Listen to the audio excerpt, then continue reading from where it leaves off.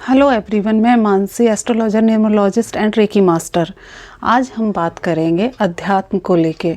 ये अध्यात्म क्या है? क्या धार्मिक होना ही अध्यात्म है या फिर धार्मिक हो जाना ही अध्यात्म होता है? अध्यात्म को हम कैसे समझें? अध्यात्म हो और धार्मिक होना एक ही है? नहीं, ऐसा नहीं है। धार्मिक होना एक अलग बात है, अध्यात्म होना एक अलग बात है।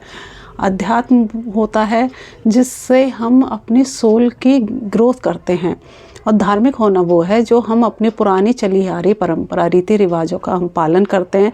तो हम कहेंगे कि हम बहुत धार्मिक हैं। जो हमारे परिवार में होता आ रहा है, चलता आ रहा है, हम वही कर रहे हैं। किंतु अध्यात्म होना एक वो होती है, अपनी अंतरात्मा की शुरुआत होना, अपने अंतरात्मा को समझना।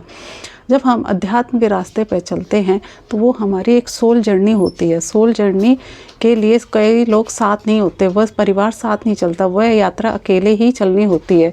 ये हमारे अज्ञान की यात्रा होती है, ये हमारे अध्यात्म की यात्रा होती है, यानी कि हमारी आत्मा की यात्रा होती है। जब हम अपने ऊपर काम करते हैं, जब हम अपनी आत्मा को विकसित करते हैं, जब हम अपनी आत्मा के प्रकाश को जानते हैं, तो उसको बोलेंगे अध्यात्म की ओर की यात्रा। वो हमारे अध्यात्म की यात्रा होती है, जहाँ पे हम अपने आप को ही जानते हैं। हमारी खोज बाहर नहीं होती, हमारी खोज अपने अंदर होती है। हम अपने जीवन में घटने वाली हर घटनाओं को जानना चाहते हैं।